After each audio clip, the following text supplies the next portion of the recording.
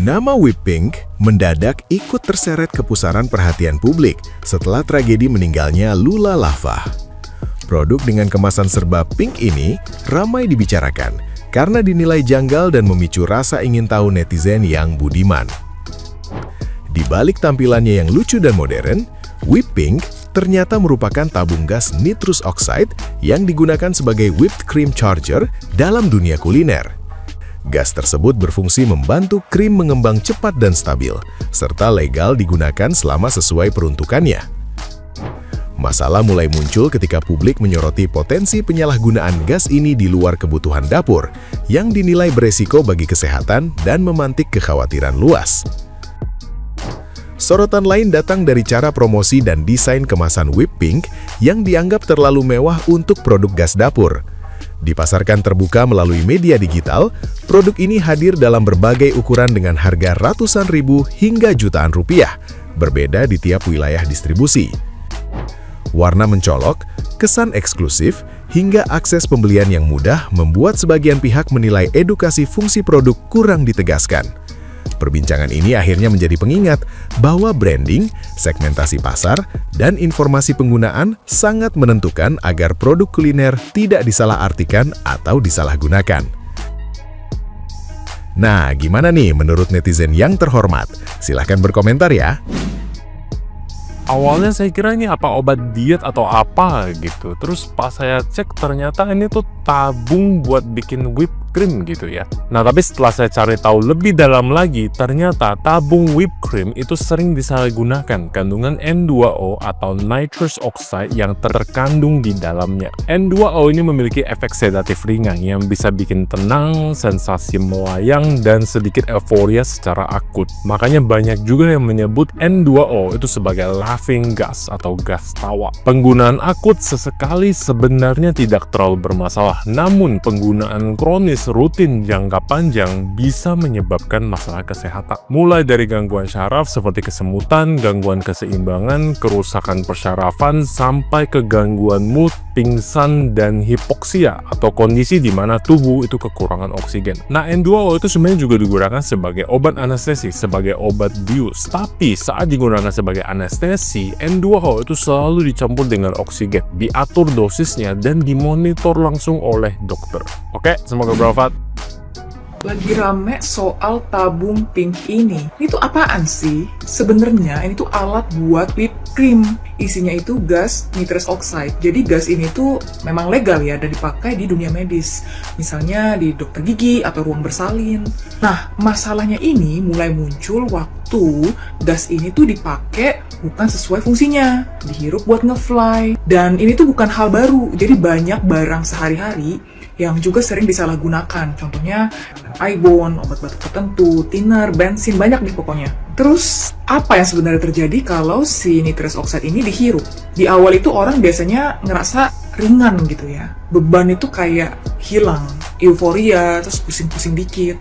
Tapi di saat yang sama, gas ini tuh ngurangin oksigen yang masuk ke tubuh. Makanya orang tuh bisa tiba-tiba pingsan, jatuh, atau sesak napas. Apalagi kalau di ruangan tertutup atau dosisnya kebanyakan. Nah, tapi yang paling sering nggak disadari itu, si nitrous oxide ini tuh mengganggu vitamin B12 aktif di tubuh. Padahal B12 itu penting banget buat sistem saraf. Kalau pemakainya diulang-ulang, dampaknya itu bisa serius. Bisa terjadi kerusakan sistem saraf yang dalam banyak kasus tuh nggak sepenuhnya bisa balik normal gitu loh. Euforianya dapet tapi cuma sebentar, tapi resikonya itu fatal sekali. Jadi menurutku sih kalau kamu merasa capek dan penat dengan hidup, ada kok banyak pilihan obat psikiater yang jauh lebih aman dari zat ini. Normalisasi minta pertolongan ke psikolog dan psikiater.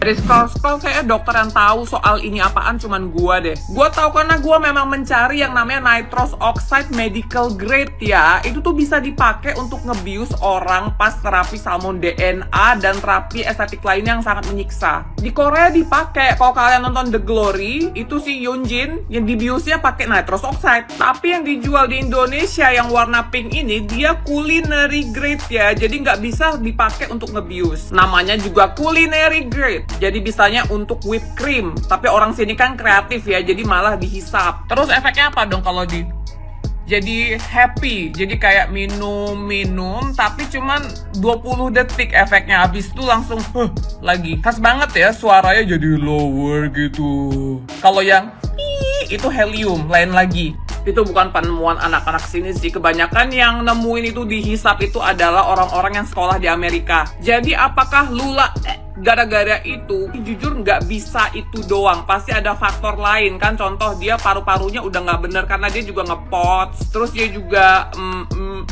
ya. Segala sesuatu yang berlebihan itu nggak baik ya. Paracetamol juga bisa bikin, kan banyak juga yang gara-gara, bukannya nggak mau ada empati atau apa ya, tapi jujur jadinya kita makin jauh dari goals painless aesthetic procedure. Sekarang kalian tetap harus sakit-sakitan tiap kali treatment salmon DNA atau buat bopeng. Kelupaan banyak juga di rumah sakit yang gara-gara metanol ya. Jadi minumannya alkohol yang resmi ini itu dioplos dengan metanol. Tiba-tiba itu langsung buta dan cepet banget.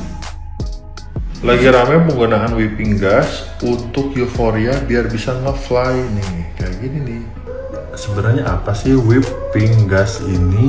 Jadi whipping ini berbentuk tabung ya teman-teman ya, berbentuk tabung dan isinya itu adalah nitrous oxide atau N2O. Untukannya untuk mengocok whipped cream yang ada di dalam, terus keluar krim gitu.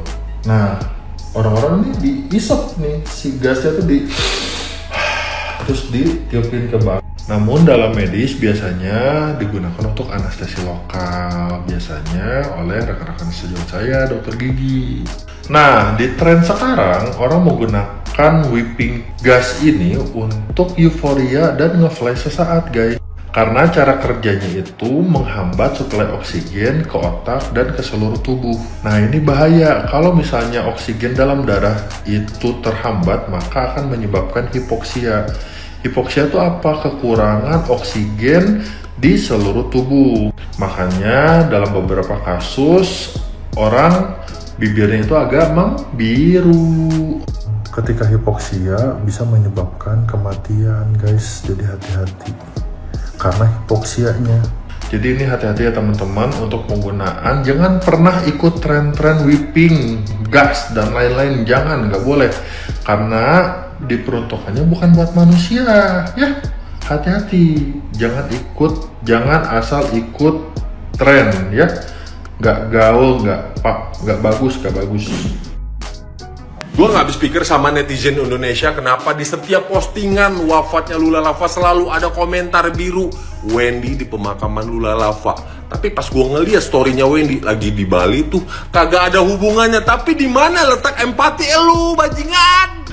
Kenapa disangkut pautkan sama masa lalu? Dan ada lagi gue ngeliat postingan di kolom komentarnya cuman 3 komentar dan gak ada sangkut pautnya seperti yang gue bilang tadi. Tapi di pencariannya Wendy di pemakaman Lula Lava. Berarti sistemnya udah julid duluan guys. Kacau. Apalagi netizen Indonesia mencocokologikan dengan ditemukannya gas nitrogen whipping di kamarnya tersebut. Teridentifikasi kalau beliau mengkonsumsi secara berlebihan.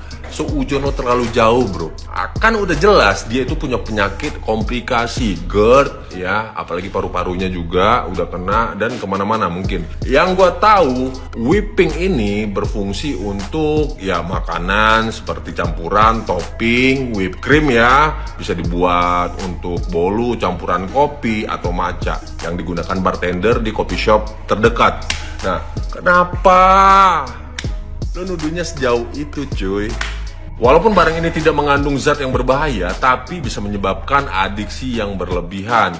Ya, efeknya sama seperti sabu, sinte, apalagi itu yang membuat nge-fly hilang kesadaran. Yang pastinya ini untuk anestesi. Nge-boosting dopamin cukup signifikan. Barang tersebut banyak kamu temukan di klub malam, apalagi di roomnya. Berbentuk balon, isinya nitrogen. Apabila kamu menghirupnya secara berlebihan, bisa nge-fly nyenggol langit ke-7. Nah, banyak ditemukan juga di Medan itu pouch getar. Jadi buat Pak Kapolri. Kapolda Medan, tolong diusut tuntas peredaran narkoba jenis ini. Sekarang kita sudah kehilangan orang yang banyak dicintai warga Indonesia. Walaupun gua nggak kenal secara pribadi, gua taunya dari postingan Mas Arab.